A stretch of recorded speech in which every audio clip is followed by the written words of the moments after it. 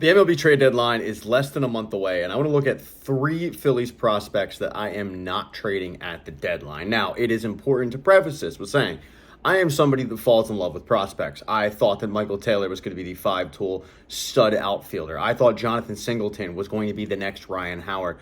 I thought Jared Cosart was going to be, at the very minimum, a number 3. The list goes on and on and on.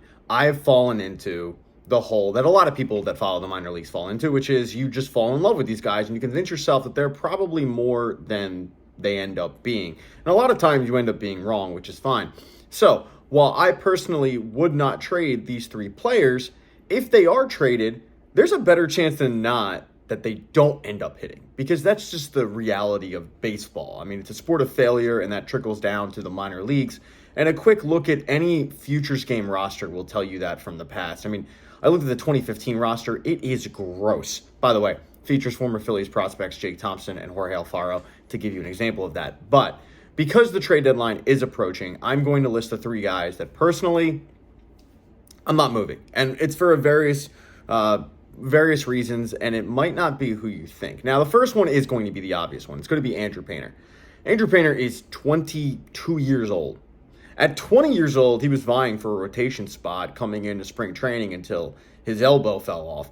Now, they repaired that elbow, and he still missed 2 years. And even though he was elected to the Futures game this year, he's not going to pitch because, after all, we got to wrap him in bubble wrap. It's been one of the things that I've been pounding the table against all year long is the Phillies' handling of Andrew Painter. Instead of letting this kid just pitch, no. We have to act like he had the surgery yesterday instead of the reality he had the surgery 2 years ago. But he is 22 years old. He is at AAA. He's not thriving at AAA.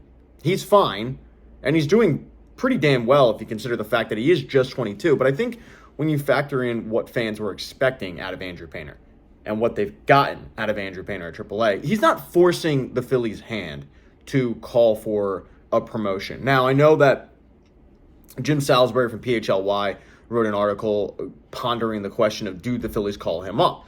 McAble just had the worst start of his career. His calling card of struggles, which is walks, reared its ugly head the other night when he couldn't even get through 3 innings. He was just walking everybody. So do the Phillies send McAble down, bring Andrew Painter up, and just see what he's got? I wouldn't, because I want the kid to force the Phillies' hand. I want the kid to go out there and pitch so well that the Phillies don't have a choice.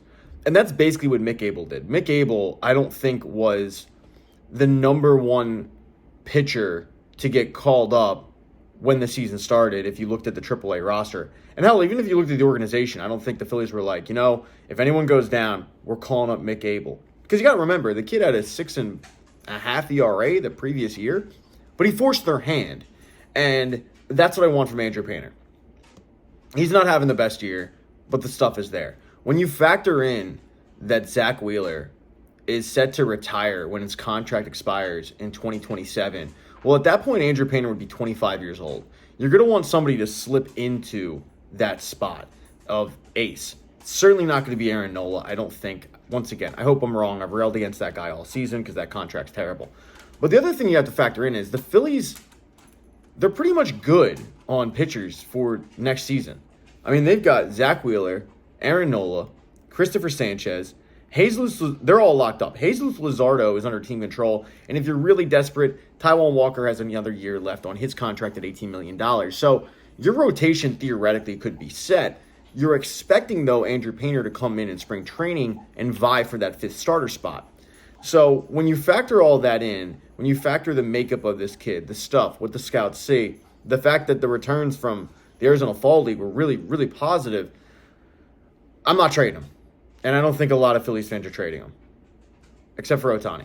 Now, when I'm looking at another player, and I think that this is where the controversy might start, and this is where people might hit me with like an LOL clown, I'm not trading Justin Crawford. I'm not doing it. 3 out of the past 4 trade deadlines, the Phillies have looked for an outfielder. I mean, just let that sink in. 3 out of the past 4. This is going to be another year where they're once again looking for an outfielder because they have had the Austin Hayes, Brandon Marshes, Max Kepler, Johan Rojas's, Corey Dickersons of the world. Like, they've had those guys that you'll convince yourself, hey, I mean, this guy could be it, and then they're not.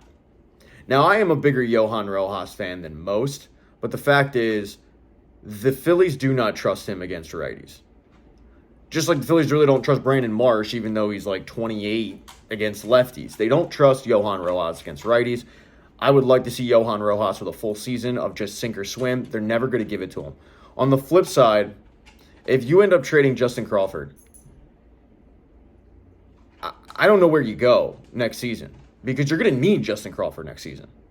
I mean, people are vying for Justin Crawford now, and the reason why they're doing it is because this kid is 21 years old, 21, I think, and he's in AAA. Dominating.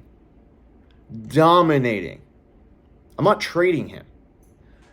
Now, when I looked at Justin Crawford, I think the most impressive thing is twofold. One is the fact that last year he ends the season by reaching AA Reading. He comes into spring training. He performs so well that the Phillies go, hey, we're actually going to not send you back to AA. We're going to send you to AAA. And he thrives at AAA. Like, if Justin Crawford had hit 250 with an OBP of 330, I think a lot of Phillies fans would be okay with that because you go, well, look, he's young for the International League. He's super young. It's his first taste of the International League. He's facing some pitchers that have major league experience. Like, I'm okay with Justin Crawford hitting 250 and 330 because next year, he'll acclimate more. He'll be ready for it, and then boom. No, he's not hitting 330. He's not hitting 250. He's hitting 330. His OBP is 4.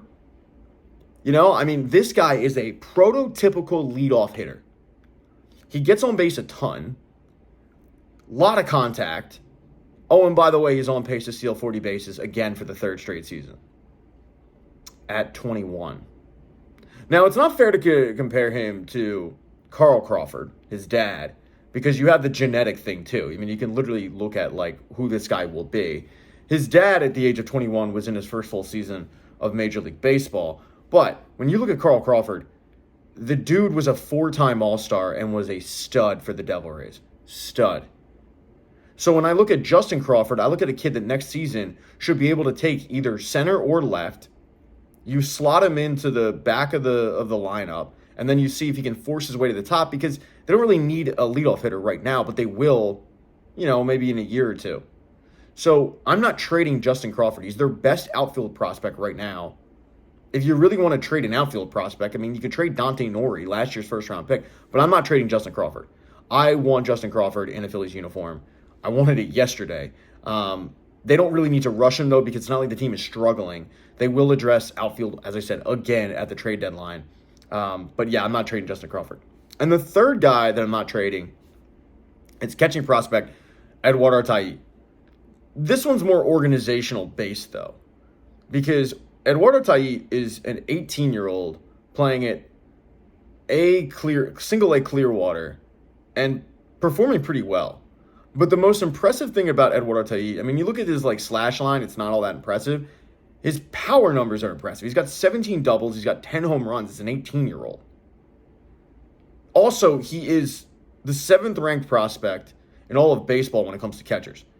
I think he's their 4th-ranked prospect in their system. Again, though, it doesn't really mean much. Every year, that 100 list is riddled with players that never amount to anything. But when you look at the organizational need right now, catcher is kind of it. You've got JT Realmuto entering the last year of his contract. Now, Eduardo Artai is not ready to slide into JT's spot. But you see this year how much this organization depends on JT Realmuto with the fact that Rafael Marchand can barely get on the field. He can barely get on the field. You would think that he would be your heir apparent right now, at least, to JT Realmuto. He's a young catcher, and they're still throwing out JT 4 every 5 days. I think a realistic situation is they re-sign JT Realmuto to a 2 to 3 year contract. They like the way he handles the pitching staff. And then when he finally is ready to retire right off into the sunset, at that point, you hope that Eduardo Artai's development would have pushed him so that he is the heir apparent. But they also have other prospects at catcher that they can trade, mainly Aurelios Ferrebis, and I'm probably butchering that name. He's 19. He just got promoted to Clearwater. The problem is he's literally behind Eduardo Artai. He's literally his backup. So while he's a decent prospect, he's blocked. He's blocked by the better guy. The better guy that I'm not trading. Now, Eduardo Tate could amount to the next Jorge Alfaro. The Phillies could go out there and they could draft a catcher in round 1, and he could be a college catcher, and he could be an advanced bat, and you throw him in, high A Jersey Shore, and you hope that he reaches double A by the end of the season, and boom, next thing you know, like next season he's pushing JT. Who knows? But right now, as it stands, I'm not trading Eduardo Tate. I'm not trading an 18-year-old catcher who has 27 extra base hits in A ball. I'm not doing it. Could the wheels fall off? Absolutely. Could I look back on this in a year and laugh at my stupidity? Of course. But those are the 3 guys I am not trading at the deadline. It is Andrew Painter, Justin Crawford, Eduardo Tate. Consider subscribing to the channel. Subscribing is cool. Cool kids are doing it. Thumbs down, thumbs up, whatever. You guys know where the buttons are. Try to be nice in the comment section. All right. That's all I got. Go Phillies. With the number 3 pick in the NBA draft, the Sixers selected VJ Edgecombe from Baylor. I have really, really come around on this pick. And I wasn't like that for a while. So I've gone ebbs and flows with the VJ Edgecombe situation to take people behind the scenes. I wanted Ace Bailey. Then I heard about VJ Edgecombe, his game more. I did the interview with Devon Givens, and he really sold me on VJ Edgecombe. He just seemed like everything the Sixers needed. And then I talked to a buddy who's in the know, who said that VJ Edgecombe could not hit a shot in his workout. I was like, oh, jeez, man, that's not good. It's kind of important. Kind of need to hit shots. Not a great sign. And then the Ace Bailey news come out. And I did a video on that, and I wasn't worried about Ace Bailey canceling workouts. Like, whatever, okay. Doesn't bother me at all. But the more I thought about it, and the more I came to grips with the fact that VJ Edgecombe was going to be the pick, the more that this pick looks better and better. And it has nothing to do really with Ace Bailey, but it has more to do with the fit and what the team needs now. VJ Edgecombe is a player that is quoted as saying, I put myself last. If you're looking for a culture guy, seems to be it. Seems to be one of those guys that everybody wants to be around. So I like that about him, obviously. Ace Bailey, I don't know if he's a me player. He's 19 years old. He's been probably propped up as like the next NBA star since he was 8. So if he has an ego, fine. Don't really blame him on that. But VJ Edgecombe doesn't seem to have one of those. And that is a good thing. Because you have Tyrese Maxey, who's a really good locker room guy, well-liked. That spark plug, always smiling, always joking around. He's a good culture guy. You add VJ Edgecombe in there, and that's a good backcourt. But right now, I look at the 2 players in Ace Bailey and VJ Edgecombe. And Ace Bailey is a volume shooter who's probably going to want to put up 15 shots a game minimum. The Sixers don't have 15 shots to give him. They don't. The Sixers might not even have 10 shots to give this kid. Then you look at VJ Edgecombe, and yeah, his shot's not there yet. His shot can develop, but the Sixers don't need him to have a shot right now. The Sixers need him to get in there, rebound, be a dog on defense, assist, do the little things. That's what they need. Because if the Sixers are healthy and you have Joel Embiid, Paul George, and Tyrese Maxey, I don't need another kid getting 15 shots. And that's what Ace Bailey would probably demand. So when I'm looking at how the Sixers handled themselves in this draft, I think they crushed it. They did a safe pick. There's nothing wrong with going the safe pick. And I know that some people, and I did a hit with John Marks on his PHLY show, but he was worried about Danny Ainge. Like, Danny Ainge, hey, this is the guy. This is the boogeyman. And he swooped in and he got Ace Bailey to Utah. And even though Ace Bailey doesn't want to go to Utah, he's going to Utah. And I looked at it like, yeah, but Utah can kind of take that risk. Utah's not looking to contend next year. Utah were sellers. So if Utah misses on Ace Bailey, they're going to be right back in the lottery. The Sixers are looking to contend next year. And if you're looking to contend, what would you rather have? A do-it-all, spark plug, 6th man off the bench who's going to be a sponge to like a guy like a Kyle Lowry and just do all the little things and be that dog? Or do you want a 19-year-old project who might pout if he doesn't get enough shots up? Like in Utah, they're going to allow Ace Bailey to be LaMelo Ball. They're going to allow him to get out there and just shoot till his heart's content and be the guy. And that's fine. And Ace Bailey might develop into the superstar that people projected when he was coming out of high school. VJ Edgecombe, though, to me, is exactly what this franchise needs. they don't have the luxury of taking risks at this point because the window is, if you want to argue it's closed, fine. I'm not going to die on that hill, but Joel Embiid ain't getting any younger. I think people have forgotten how good Joel Embiid is. He's a 7'2" Cameroonian unicorn who, when he is healthy, is the best player in the league. But he's taking the majority of your shots. Tyrese Maxey's taking a majority of your shots. Paul George, when healthy, is going to be taking a lot of shots. They don't need an Ace Bailey right now. They need a VJ Edgecombe. They need a kid who is thrilled to be drafted and who gets in there. He wants to get in the gym and outwork everybody. That's what they got. And I'm going to sneeze. I'll tell you, I don't know if it's allergies or just the fact that Mother Nature dropped 25 degrees, but my sinuses all day have just been a disaster. I don't know if you can hear it. And much like a disaster would be if you drafted an Ace Bailey and he doesn't pan out. I mean, could you imagine if the Sixers draft a kid 3rd overall and he doesn't pan out? With the history of this organization, with the Jahlil Okafor, the Markelle Fultzes, the Ben Simmons. You know, I texted a buddy, and it's not... It's worse, obviously, because it's top 3 picks, and I was equating it to top 10 picks, but it would be the equivalent of, like, Sharon Wright and Sean Bradley and Keith Van Horn and who else did they take? And Larry Hughes. Like, it would be that bad of you got all these top 10 picks and you can't hit. But when you have top 3 picks in the span of a decade and you don't hit on any of them, that's bad. I think they hit on VJ Edgecombe. Because whether the shot comes or not, VJ Edgecombe will be able to get in there and do all the other things that are going to make him a valuable player in the NBA. And plus, once again, locker room dynamic is important.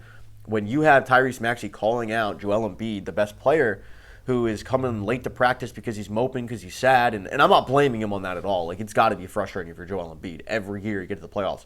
Every year you're injured. It's freak injuries, breaking faces, and Bell's palsy, what have you. It's got to be frustrating. I think we all have bad days. It just seems like it carries with Joel Embiid more than others. But when he starts getting called out by teammates, you need to build that culture. When the best player in the organization is allowed to do that stuff, it's not a great look. Tyrese Maxey has elevated himself to where he is the second best player in the organization. He can call out a Joel Embiid. When you've got more guys like Tyrese Maxey and it seems like VJ Edgecombe is it starts to turn. And I'm not saying that the locker room dynamic right now is bad with the Sixers, but it certainly can't hurt when you've got a guy like a VJ Edgecombe who's going to come in and work hard and do all the things that our coach is going to want. So I'm more optimistic on the Sixers than I think a lot of people are. I think a lot of people are down on the Sixers. I'm not. I'm a cockeyed optimist. I'm Billy Mumphrey with this for all you Seinfeld fans, but we'll see. Hit subscribe. That's important. Thumbs up, thumbs down. You guys know where the buttons are. And I'm going to blow my nose because, once again, it's bad today. Okay, so this interview actually took place a week ago. It took place before the draft, before free agency, as you'll see. But I do think that the information in it is still pertinent. It's still interesting to hear Charlie's perspective on the draft picks.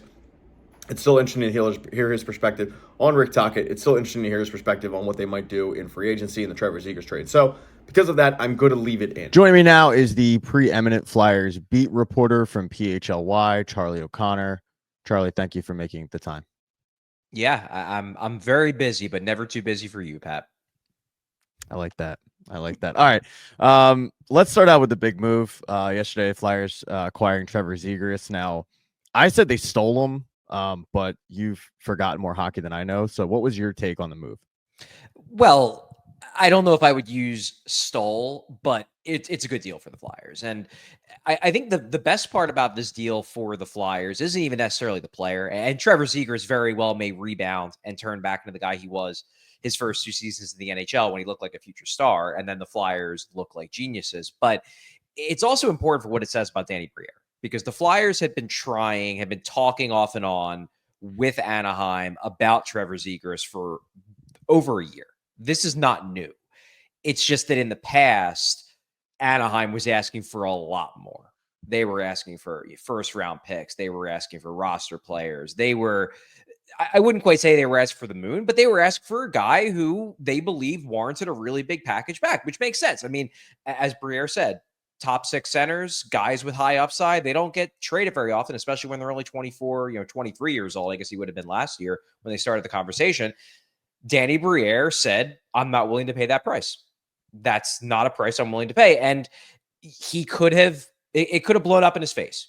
They could have found somebody else who was willing to pay that price, and then they missed the opportunity to get a potential top 6 center to address their center problem. Instead, Briere basically played chicken with Anaheim, and eventually Anaheim caved. Anaheim was willing to trade Zegras to the Flyers for a price that Danny Briere felt was fair, if not extremely favorable to the Flyers. Because look, second round pick's not useless. You can get a good player in the second round, but it's highly unlikely the guy taken with that pick is going to be anywhere near as good as Trevor Zegras is right now. Very, very small chance. Ryan Poehling, good player. You can be on my team any day, but he's a bottom 6 center. That's what Briere said. That's what I believe. He's probably a 4th line center on a cup contender. And then a 4th round pick in 2026, like, I don't know. It's a piece of gum. It's whatever. So they didn't give up any prime assets. They didn't give it a 1st round pick. They didn't give up one of their top prospects. They didn't give up a roster player. I give Danny Briere a lot of credit for sticking to his guns and not caving, because there were multiple times during this negotiation where he could have caved and he didn't. And he ultimately was rewarded by getting Zegras at a very, very reasonable price. Yeah, I mean, look, it's amazing to think about where this organization's gone from. You had just a couple of years ago, the GM talking about, well, other teams are willing to give up a 1st round pick for Rasmus Ristolainen, so we had to. And then you've got Danny Briere, who had 3 1st round picks and didn't have to give up any of them for this guy. That's one of the reasons why I said I think they stole him, is the fact that they were able to keep all 3 1st round picks. But why do you think the return was so low? I mean, there's another side to this, obviously, and Trevor Zegras is a 24-year-old center. Like, it just seems too good to be true. So what, in your opinion, is the fact that, like, Pat Verbeek decided, all right, like, let's just move on from the kid? Well, I think there's 2 reasons. Number one, and this is legitimate, is roster fit. I think they looked at it as they have Leo Carlsson, who was a top 5 pick a few years back. He's their 1C. They're locked in with him as their 1C for the future. Then they have Mason McTavish, who they believe is their 2C for the long term. They looked at Zegras and they're like, all right, if he sticks down the middle, he's probably our 3rd line center. So then they tried moving him to wing the last couple of years. And they came to the determination that they didn't think his skill set was well served on the wing. So the way they were looking at it was, if he's the 3C, he's not that valuable to us. So we're going to trade him, which I think is a reasonable way to look at it. I think it's totally reasonable for Anaheim to be like, we need to trade from a position of strength. We have too many centers. That doesn't justify the low return. And I think you can explain the low return by the fact that Zegras' stock has fallen at the NHL. It's fallen among front offices. He's a smallish forward. He's got a reputation among certain general managers, certain teams, as being a bit soft. I think there is a feeling in league circles, I've heard this from multiple people, that he has a bit of an ego problem, that he's a little bit of a prima donna. Now, I don't necessarily buy that. I wonder if a little bit of it is jealousy over the fact that he got so hyped up so young, that maybe people around the league are like, and what did this kid do to deserve to be on the cover of NHL? Like, Exactly, yeah. I think that might be a lot of it, but I can tell you that is a perception. That is a real perception. And I think there were quite a few teams that didn't even get involved in the bidding because they just didn't want to be bothered with the Trevor Zegras circus, as they might have looked at it. So that cut down on the number of teams involved. And I also think Danny Briere had just been talking to them for a long time about them. So probably when they made the ultimate decision, we're going to make this move, they were looking more closely at the Flyers. Ryan Poehling, I don't think is a game changer. I do think, though, he's a very fast player, and I could easily see Joel Quenneville, who likes his teams, he's the new coach in Anaheim, likes his teams to play fast, might have said, hey, get me that guy. Get me Ryan Poehling because he can play my style. Plug him in as the 3C, and we're golden. He'll be real good under my system. And maybe Verbeek, who clearly was not a big fan of Zegras anyway, doesn't really fit the style that Pat Verbeek played, the little ball of hate that he was when he was a player. I think Verbeek was already negatively predisposed to Zegras, and combine that with the fact that there probably weren't a whole ton of teams involved in the bidding and the fact that they have probably too many centers, I think it kind of was just a perfect storm. And Danny Briere was just in a good position to swoop in and take advantage. So what you're saying is that Ryan Poehling was David Putney. David Putney, indeed. Yeah, I said I need David Putney. He was the kick returner. The kick returner. Give me that kick returner. I knew you'd get it. All right, looking at the beginning of the offseason, they fire Torts at the very end. I found the firing a little weird at the time, but he made those comments, and it just seemed like it was going to end eventually. Why not, go our separate ways now? They shocked the world, Charlie. They shocked everybody, and they brought in Rick Tochet. Nobody saw that coming. No one saw it coming. By God, King, is that Tochet's music? It was. Obviously they haven't played a game yet, but he's had his press conference. You know his style. How do you think he ideally fits? Other than the fact that he's a former Flyer, we all know that the Flyers organization loves the Flyer way. How do you think he fits with the current roster? Well, I guess we'll find out. I think a lot of it comes down to how adaptable he can be. In his past jobs, he's tended to coach more of a dump and chase style. I think he will have to adapt a little bit here if he wants it to work here. He has guys like Owen Tippett, Matvei Michkov, who I think would benefit from a little bit more of a freewheeling rush-based style. So I think he's going to have to adapt. We'll see if he can. I think the real reason, number one, they wanted Rick Tochet because they know him. They know that they can work with him. Jonesy's good buddies with him. Danny's friends with him. Like, they know that the group will function better with Tochet in the Torts role versus Torts, because Torts was, as Danny Briere said after he fired him, he's a complicated guy. He's a very, very difficult guy to work with, whether you're a player, whether you're a GM, whether you're a scout, whatever. Like, when you say someone is a complicated guy, it's basically the equivalent of like after a breakup and it's like, well, what happened? Well, it's complicated. Like, oh, so you were miserable. So that was why. And that was pretty much why I think that Briere ultimately made the move, is I think he was just tired of dealing with the John Tortorella experience.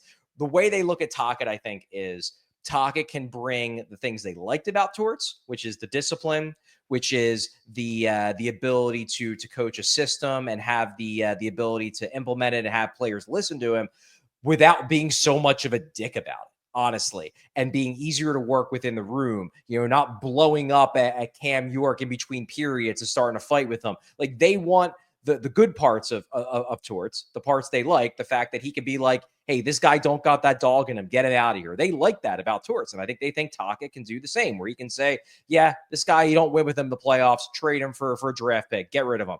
But they just want it in a package that isn't so difficult. And I think Tochet can be that. I think he is a coach with a good reputation as a player's coach. Now, there are some guys he's clashed with, Elias Pettersson being one. But then you have guys like Quinn Hughes, who is a skilled player who swears by him. Phil Kessel swears by Rick Tochet. So he can work with skilled players as long as they have the intensity, as long as they have the drive. And I think the Flyers like that. They like the fact that Tochet is the kind of guy where, if you are a bit casual, he's going to ride you. They think that's a good thing out of a coach. They just wanted that in a package that wasn't constantly making life miserable for everyone. Yeah, I always liked Torts. I liked him as a coach, but he was a guy that he seemed to stymie some players' development. I remember in New York, like Matt Zuccarello was not Matt Zuccarello. In fact, he went back to the KHL because he couldn't fit Torts' style.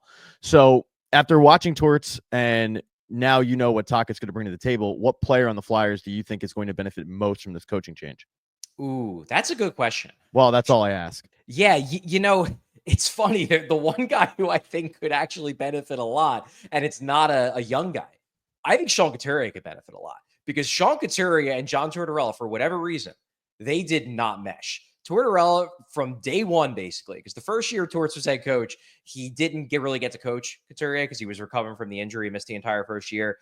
But it just seemed like, for whatever reason, Couturier rubbed him the wrong way. And then he scratches him, obviously, names him captain, then scratches him a month later. Couturier, in the wake of the firing, basically is like, yeah, we really didn't have much of a relationship. Like, this is your captain, and your coach isn't talking to your captain. I also think that Torts didn't like the way Couturier plays, especially now in his, like, hobbled, hampered form after the back surgeries. He doesn't play as fast as he used to, and he never was that fast of a player. I think Tochet will be much more understanding of a slower center. I don't think it's going to be as much of a deal breaker as it was with Torts. And you saw at the end of the year, Couturier was scoring. He was playing real well with Michkov. I could see Couturier. Look, I don't think Sean Couturier is going to go back to being Selke level Sean Couturier. But I could see him going back to being 50, 60-point Sean Couturier under a coach that just, for whatever reason, seemed to have it out for him like Torts did.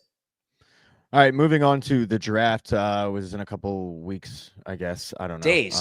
Yeah, I don't follow puck. That's why we have you on. The Flyers do have those 3 picks. It's interesting because next year's draft, the 2026, is looked at as like an incredible draft. And you saw yesterday the Rangers sent the number 12 overall pick to Pittsburgh because they're like, well, we're expecting to be good next year. but we think that the 20-something overall pick will actually be better than the 12th this year. Now, the Flyers have 3 first-round picks. Do you expect them to actually use all 3 first-round picks? I expect them to use number 6. I absolutely think they're going to use that one because I think they can get a legitimate blue chip prospect at 6. Now, who that prospect is, I guess we'll find out. But I think they can get one of those guys. There's enough depth at the top. They can get a really good player. As for number 22 and number 31, the picks they got in the Sean Walker trade with Colorado, and then originally this was the Florida pick they got in the Giroux trade. Then they turned it into Edmonton's pick, because they traded out of last year's late first round to this year's late first round. I could see them maybe, I'm not necessarily expecting them to trade one of those picks away for a player, but I could potentially see them maybe packaging those picks to move up and maybe get a pick in like the early teens. I think they want to be aggressive at this draft. And while I don't think it's likely they're going to be able to move up from 6, because you rarely see top 5, even top 10 picks traded in the NHL. It's more of a thing in other drafts. Hockey, basically, if you have a top 10 pick, you're keeping it unless you're trading for a Corey Schneider or an Alex DeBrincat. I could see, however, the Flyers trying to jump up from 22, maybe into the early teens if a guy slips, if there's somebody they really like, and maybe they use 31 to do that. Maybe they trade back from 31 if they think they can get their guy, at 37, 38. They get another early second. So I'm expecting movement from the Flyers, but I'm not necessarily expecting them to trade one of those first-round picks for a player. If I had to guess, I would guess they make 2 first-round picks in this draft, though. Okay. You've been doing really good work with PHLY, breaking down some of the prospects that might be available at pick 6.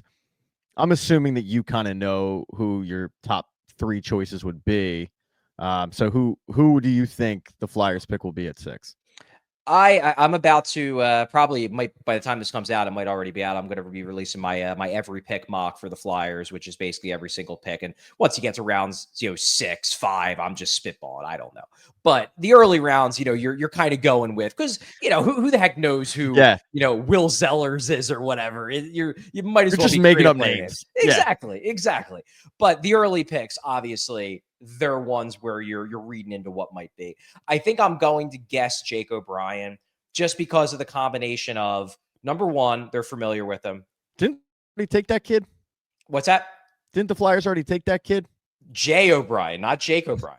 My mistake. So close. My mistake. I thought So he was close. a redraft. Okay, continue with Jake, his brother. No, Jake O'Brien, they are not related. Jay O'Brien was American. Jake O'Brien is Canadian. Number one, there's a connection because Jay McKee was Danny Briere's teammate. He was Jake O'Brien's head coach in the OHL. So they got a connection. They got inside info there.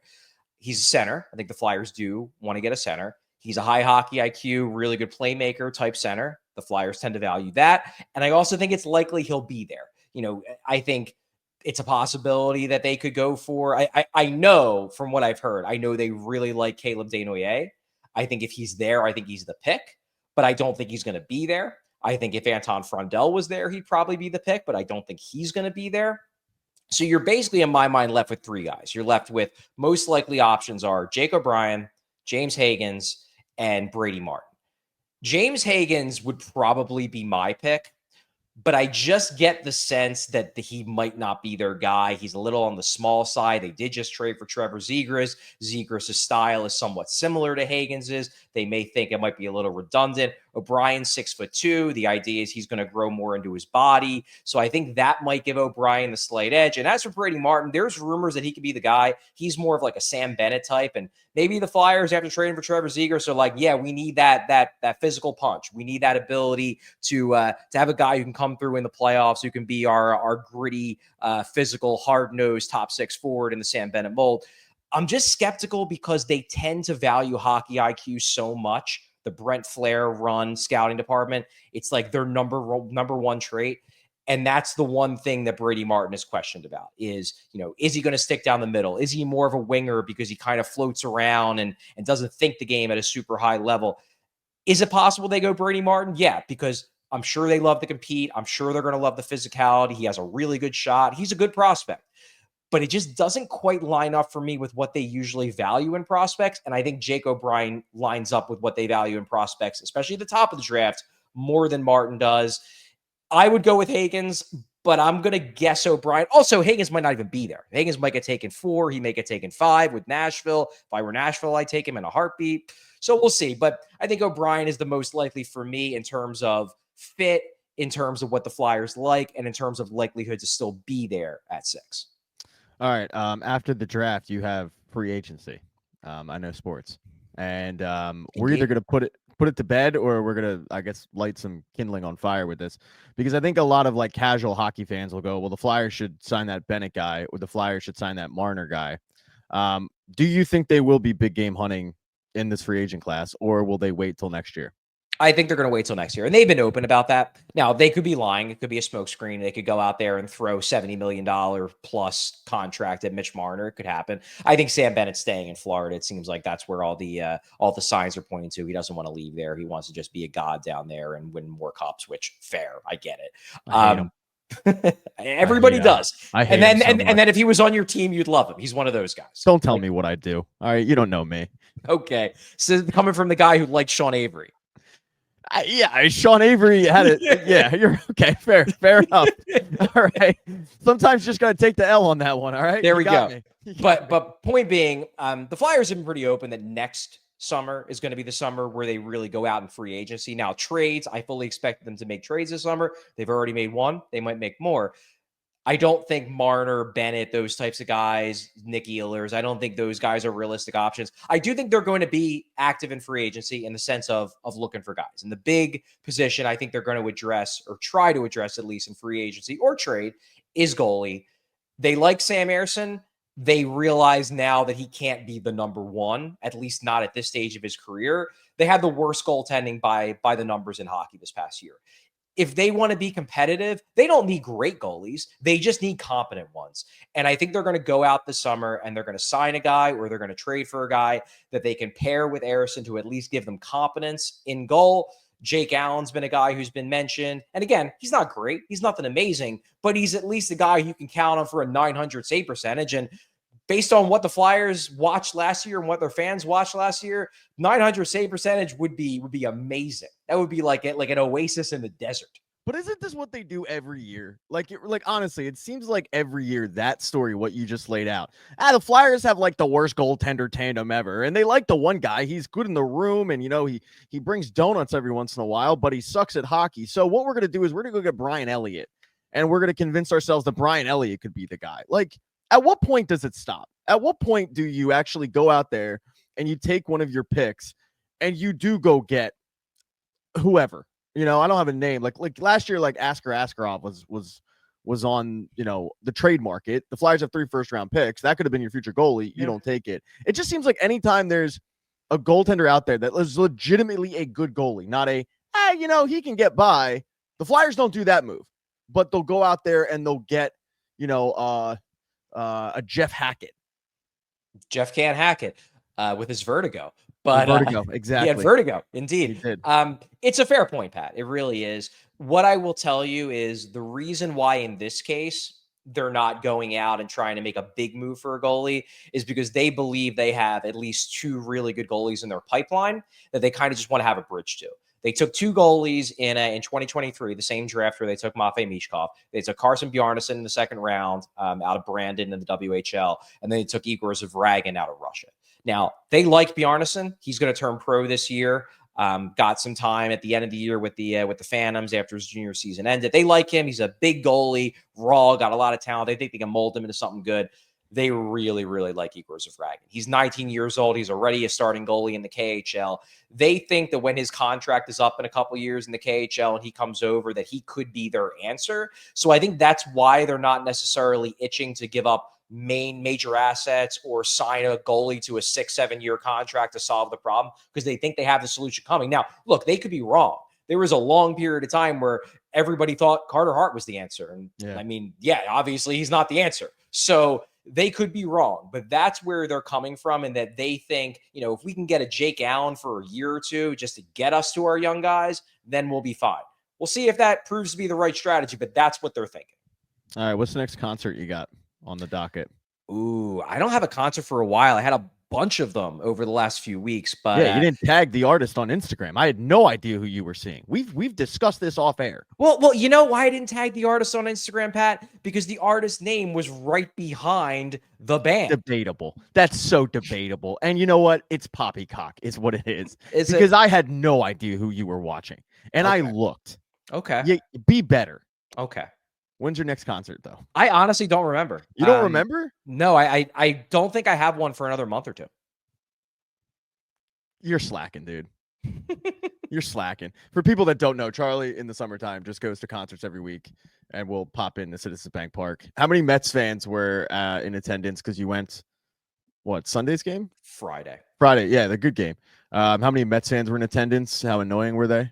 I would say far too many for my liking, but fewer than I expected. It was a very, very prominent Phillies crowd, which I was very happy about. And we got to see a great game. That was the game where you had two guys slide into home plate within the half a second of each other. Fun game. Yeah, that was cool. Okay. You can follow his stuff on PHLY. You can, I mean, I write there too, but his stuff's better. If you like hockey. You still have yet to come out to one of my games. I got one at 10:15. I'll leave you tickets, but it's fine. Thanks, dude. I'll be like, you'll be leaving the tickets, and I'll be like Ricky Bobby's dad. I was just gonna say, takes it's like the Ricky Bobby's tickets dad, and then immediately scalps them. I'm out there just like, these are from my dad. These are from my friend Charlie. He's never showing up. All right, man. I appreciate it. Follow him. What's your Twitter account? Because I feel like it changed. CharlieO_Con. It never changed. Okay. Nope. All right. I'll talk to you whenever. All right, sounds good. Thanks, Pat. Insiders have sold their soul, and it is so abundantly apparent. And allow me to quickly explain, because this is going to be a gripe that pretty much nobody really cares about, nobody has, but it annoys the ever-loving shit out of me. NBA free agency hits, and the number one guy is Shams. It used to be a heated battle between Shams and Woj, and then once Woj retired and went to St. Bonaventure, it became Shams' show. And Shams is really, like, the only guy in town. I mean, there's a couple others. There's the Chris Haynes of the world. But, like, let's be real. It's Shams. And what this allows Shams to do is sell his soul and become a walking billboard for agencies. And what annoys me is he's treating us, the public, like we are fucking idiots. Like we are dipshits. That we can't see through this, that we can't see through the bullshit that he's waiting. When he tweets something to the effect of, breaking, DeAndre Ayton is signing a 2-year deal with the Lakers per sources, and then he puts 3 words later, the deal was reached by fill-in-the-blank agent of fill-in-the-blank representatives and fill-in-the-blank agent of another agency. You literally just told us who your sources are. Because nobody ever included this information before maybe like a year or two ago. And then all of a sudden it became very, very obvious of what happened, which is that agents told the Wojs of the world and the Shams of the world, look, I'll give you the scoop, but I want credit. I want a shout out. Because I want potential clients, I want these 18-year-old kids going to college to constantly see my name on their Twitter feed so that they go, oh, I want to sign with that guy. So yeah, I'll give you the scoop, but you're going to include that the deal was done by me and this agency. And Woj and Shams are like, okay, no problem, say less, we got it. And I don't have a problem necessarily with them selling their soul. I literally have a problem with them putting sources. Because you can't write sources and then in the next sentence tell me who your sources are. You can't do it. Like anyone was sitting there going, oh man, did you hear about DeAndre Ayton? No, what? Dude, 2-year deal with the Lakers, and the deal was done by Nima blah blah blah of WME. No way, dude, she's good. She's good. Like, who gives a fuck? Nobody. No NBA fan. Because the NBA is not Major League Baseball or even the NFL or even the NHL for that matter, where there are agents like if you're an NHL fan, you know the name Pat Brisson. If you're a baseball fan, you know the name Scott Boras. You might know the name Casey Close. If you're an NFL fan, you know the name Drew Rosenhaus. In the NBA, you don't really know these guys' names. And maybe that's why they're demanding from Shams this exchange of information for Shams to be a walking billboard. But I, as a consumer, I just get annoyed with it. Dude, just tell me who signed. Tell me who signed for how much. If you want to include the agent because that's clearly where you got the information from, fine, but don't tell me per sources because it's pretty damn obvious what happened here. You didn't hear it from the janitor, or else you wouldn't be including this information. And, and basically, and I don't know if this is necessarily an ESPN edict, but it's the initial tweet from Shams with hey, so-and-so is signed for this amount of money. These are who did the deal. And then it's the quote tweet with the stats. And I'm just making this up as I go along, but Egan, the former number 1 overall pick, who's entering his 7th season, gets a great opportunity with the Lakers. The Lakers have found their starting center to build around a core of Luka Doncic and LeBron. It's all to just take up space on your feed. I don't know if that's the ESPN way. I don't know if Shams has slowly melted into becoming Woj. And by that, I mean like fucking insufferable. But I wish to God it would change. Because you don't see it in other sports, really. I mean, you'll see it every once in a while with like Schefter. And again, I find it annoying. And I like Shefty a lot. I just find it the whole sources thing. You never really see it in hockey. Ever. You'll see so-and-so and, like the Maple Leafs and Marner's agent, Pat Brisson. I don't even know if he is rep by Pat Brisson, but continue to talk. But you never see like Marner signed with the Golden Knights. This is the contract. Deal orchestrated, blah, blah, blah, blah. It's a very stupid complaint, but it is the dog days of the summer. And this is what happens when you're an idiot and you decide, I'll start a sports page in the dog days of the summer. You get complaints like this. Anyway, thanks for watching. Subscribe, like, don't, whatever. See ya.